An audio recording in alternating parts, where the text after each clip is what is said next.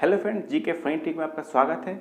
जैसा कि मैंने पिछले वीडियो में पढ़ा चुका था, बंदा सिंह बहादुर के बारे में पूरा जीवनी बता चुका हूँ। एग्जाम के पॉइंट ऑफ व्यू से अगर जो इंपॉर्टेंट होगा, तो अगर आपने पिछले वीडियो में देख चुका है तो आगे उसी को आगे लेके मैं चला हूँ, और एग्जाम के पॉइंट ऑफ व्यू से जो इंपॉर्टेंट है मैं उसी टॉपिक को लेकर चल रहा हूँ।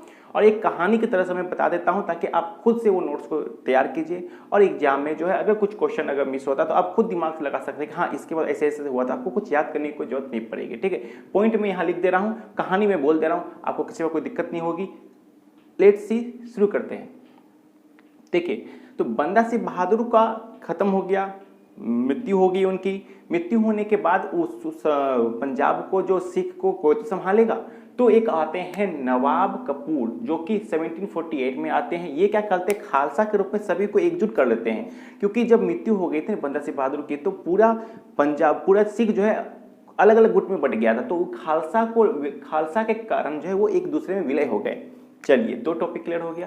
तीसरा आता है जस्ता सिंह आहलूवालिया। ठीक है, तो उसके बाद नवाब कपूर के बाद आते हैं जस्ता सिंह आहलूवालिया आते हैं। ठीक है, ये इनमें क्या होते हैं, 12 दलों में विभक्त है। ये इनका जो था, ये 12 दलों में ये विभक्त थे। ठीक है, इसमें कोई दिक्कत नहीं, 12 दल में विभक्त थे। उस दल में से 12 दलों में से 12 दलों को याद नहीं करना, सिर्फ एक दल का याद रखना है। उन दल में से एक, उस जो 12 दलों में विभक्त थे उनमें से एक मिसल, ये मिसल जो है ना, ये अरबी भाषा का वर्ड आता है। ठीक है, अरबी भाषा में मिसल कहते हैं, हिंदी में इसको क्या कर सकते हैं, समान कहते हैं। ठीक है, इसे समान कहा जाता था, हिंदी में कहा जाता था। ठीक है, तो सुकर चकिया मिशन। ठीक है, एक मिशन, तो मिसल तो हमने बताया था 12 मिशन में से एक आ जाता है आपका ये सुकर चकिया मिशन। ठीक है, इसके मुखिया जो है वो महासी थे। महासी इनके मुखिया थे, सरदार थे। इनके पिताजी का नाम जो था वो चरण सिंह था, और महासी के पिता का नाम चरण सिंह था, और महासी के पुत्र का नाम रंजीत सिंह होते हैं, जो कि 1780 में जन्म लेते हैं। कहाँ जन्म लेते हैं, ये पाकिस्तान में अभी वो क्षेत्र चला गया है, गुजरावाला। ठीक है, गुजरावाला जो जगह है, वहाँ पे उनका जन्म हुआ था। किनका, रंजीत सिंह का जन्म हुआ था। ठीक है, तो रंजीत सिंह का तो जन्म हो गया, चलिए ठीक है। तो अब यहाँ से टॉपिक चेंज होता है। अब आपको लगता होगा आपकी बुक में, किताब में मिलता होगा क्या, रंजीत सिंह के बारे में मिलता होगा, इस सब के बारे में नहीं मिलेगा। तो अगर आप थोड़ा पॉइंट अगर लिख लेते हैं तो क्या दिक्कत है अभी। ठीक है, तो चलिए, तो अब रंजीत सिंह से शुरू करते हैं। यहाँ से आप लोग बहुत कुछ पता भी होगा। तो अब हम लोग जो शुरू करते हैं समय लगवाते हुए, चलिए अब रंजीत सिंह के बारे में। 1780 में इनका जन्म होता है। कहाँ होता है, गुजरावाला में होता है। गुजरावाला अभी प्रोजेक्ट में कहाँ है, वो पाकिस्तान में है। कंप्लीट, यहाँ तक कोई दिक्कत नहीं। चलिए, इनके बारे में बताते हैं। ये जब बचपन में थे तो चेचक के रोग के कारण इनकी एक आंखें चली गई थी। ठीक है, एक आंख से वो काम करते थे, तो भी बहुत भयानक थे वो उस टाइम चेचक के। और उनके 12 वर्ष की जो उम्र में थे तो उनके पिता की मृत्यु हो गई। पिता कौन थे, ये थे महासिंह थे। ठीक है, महासिंह के पिता का नाम कौन था, महासिंह के पिता का नाम चरक सिंह था। यहाँ तो कोई दिक्कत नहीं, सब कंप्लीट हो गया। चलिए, यहाँ तक क्लियर हो गया। तो चेचक के पिता मृत्यु हो गई। उसके बाद 1798 से 99 में लाहौर का शासक बनते हैं वो। ठीक है, 1798 से 99 तक लाहौर का शासक बन जाते हैं। चलिए, उसके बाद आते हैं 12 अप्रैल 1801 में जो है महाराजा की उपाधि धारण करते हैं। कब करते हैं, 1801 में वे महाराजा की पदवी जो है वो धारण करते हैं। यहाँ तक भी कोई दिक्कत नहीं हुआ। चलिए, उसके बाद फिर क्या करते हैं, लाहौर को जब शासन बन जाते हैं तो जाहिर सी बात है लाहौर को अपनी राजधानी बनाएंगे। तो वे जो है सबसे पहले लाहौर को अपनी राजधानी बना लेते हैं। यहाँ तक भी आपको कोई दिक्कत नहीं होगा। चलिए, अब आते हैं इस तरफ। अब यहाँ पे बोलता है कि जब शासक कर रहे थे तो 4 सूबे में बटा हुआ था उस टाइम। ठीक है, तो 4 सूबों का नाम देखिए, पहला लाहौर, कश्मीर, मुल्तान और पेशवा, 4 अलग अलग जिले में बटे हुए थे। ठीक है, चलिए, उसके बाद क्या होता है, इन्हीं के टाइम में रंजीत सिंह और ईस्ट इंडिया कंपनी, देखिए EIC, ईस्ट इंडिया कंपनी, जो अमृतसर की संधि होती है 25 अप्रैल 1809 में। एग्जाम के पॉइंट ऑफ व्यू से इंपॉर्टेंट इसलिए क्योंकि एग्जाम में आया हुआ है कि अमृतसर की संधि किसके बीच हुई थी और कब आई हुई थी। ठीक है, तो ALP में पूछा गया था किस किस के बीच हुई थी, तो ईस्ट इंडिया कंपनी के बीच में, रंजीत सिंह के बीच में हुई थी। ठीक है, और कहाँ का ये कौन सी संधि हुई थी, तो अमृतसर की संधि हुई थी। कब हुई थी, तो 25 अप्रैल 1809 को हुई थी। ठीक है, चलिए, आप लोग स्क्रीनशॉट ले लीजिए, तब तक थोड़ा देर मैं साइड हटता हूँ। यहाँ तक कोई दिक्कत नहीं, और आप चाहे तो आप इस चीज़ को स्क्रीनशॉट ले सकते हैं। ध्यान दीजिएगा, रणजीत सिंह से अब टॉपिक चेंज हो गया है। अब ये टॉपिक बहुत एग्जाम के पॉइंट ऑफ व्यू से बहुत इंपॉर्टेंट है, ध्यान से देखिएगा इसको। तो east India company Ranjit Singh के बीच में 1809 में एक संधि होती है। कौन सी संधि होती है? अमृतसर की संधि होती है। चलिए यहाँ तक क्लियर हो गया। अब ये जो होते हैं किस किस उस टाइम गवर्नर चल रहे थे, तो उस टाइम गवर्नर कौन थे? तो लॉर्ड मिंटो उस टाइम के गवर्नर थे।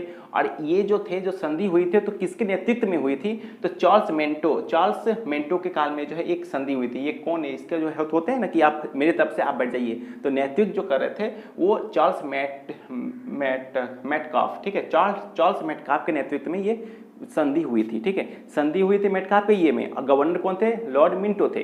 क्लियर हो गया। उसके बाद आते हैं यहाँ पे, ध्यान दीजिएगा, यहाँ पे स्टार्ट क्या हुआ, इस टॉपिक को ध्यान से देखिएगा। वफा बेगम जो थी वो कोहिनूर हीरा दी। किसको? रणजीत सिंह को कोहिनूर हीरा दी। तो वफा बेगम रणजीत सिंह को कोहिनूर हीरा क्यों दी? पहला सवाल ये उत्पन्न होता है। तो रणजीत सिंह को कोहिनूर हीरा इसीलिए दी क्योंकि ये वफा बेगम के जो पति थे शाह शुजा, ठीक है, तो शाह शुजा को कैद कर लिया था। किसने कैद किया था? अत मोहम्मद ने कैद कर लिया था। अत मोहम्मद ने कहाँ कैद किया था? वे शेरगढ़ के किले में कैद करके रखा हुआ था। शेरगढ़ के किले में कैद करके रखा हुआ था। तो अब सवाल आ सकता है कि अत मोहम्मद कौन था? तो कश्मीर का सूबेदार था वो। ठीक है, तो आत मोहम्मद कौन था? कश्मीर का सूबेदार था। उसने किसे कैद किया था? उसे जो है शाह शुजा को कैद किया हुआ था। तो शाह शुजा को कहाँ कैद करके रखा हुआ था? तो यहाँ देखिए शेरगढ़ के किले में कैद करके रखा हुआ था। यहाँ हो गया। तो इससे तो वफा बेगम जो है वो रणजीत सिंह को बोली कि मैं आपको कोहिनूर की हीरा दूंगी, आप मुझे जो है आप मेरे पति को वापस वहाँ उस कैद से आज़ाद करा दीजिए। तो उन्होंने बोला ठीक है मैं आज़ाद करा देता हूँ। तो कोहिनूर हीरा दी, वो भी डुप्लीकेट देती, ओरिजिनल नहीं देती है। तो डुप्लीकेट जब देती है तो फिर सब पता करते हैं हुए, जब रणजीत से पता करते हैं तो बोलते हैं ये गलत है, तो फिर बोलते हैं, तो फिर वो इन्हें बुलाते हैं, तो फिर कुछ दंड देते हैं, तो फिर जाके फिर ये ओरिजिनल हीरा ला के देती है। तो यहाँ पे हो गया कोहिनूर हीरा, फिर कीरा भी हो गया। उसके बाद क्या होता है? 7 जून 1839 को रणजीत सिंह की मृत्यु हो जाती है। तो अब सवाल आता है कि तो जन्म कब हुआ था? तो जन्म यहाँ पे आप देख लीजिए, यहाँ पे जन्म हो गया था इनका, राजा रंजीत सिंह का। कहाँ गया? रणजीत सिंह का जन्म 1780 में जन्म हुआ था। और मृत्यु कब हुआ था? मृत्यु हो गया 1839 में मृत्यु हो गई।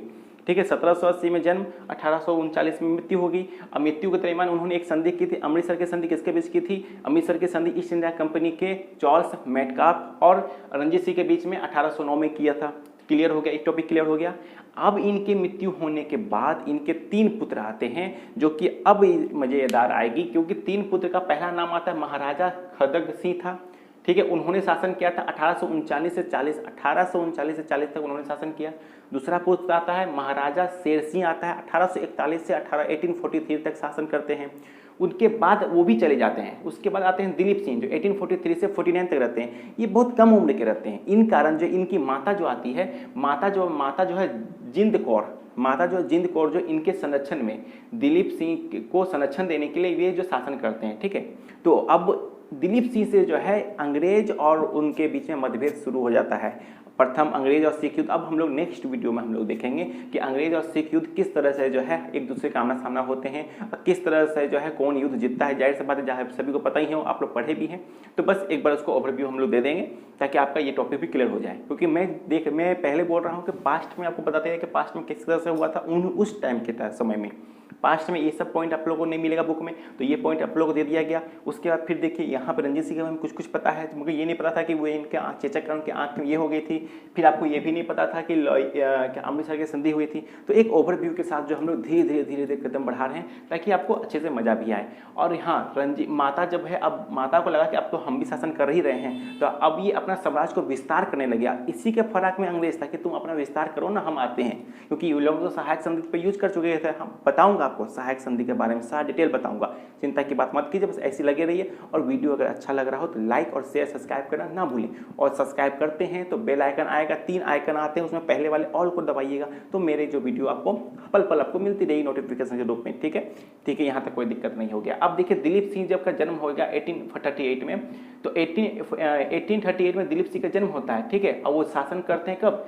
43 में। तो कितनी कम उम्र में हो गया उन्होंने, बहुत कम उम्र है ना इनका, 5 साल में कोई शासन कर पाएगा। तो इनकी माँ आ जाती है, माँ का नाम जिंद कौर आती है, तो उनके संरक्षण में काम करते हैं। तो अब इनके बाद का टॉपिक को अब हम लोग जो है उसमें देखेंगे हम लोग। ठीक है, तो चलिए मिलते हैं नेक्स्ट वीडियो में। धन्यवाद, जय हिंद। ठीक है।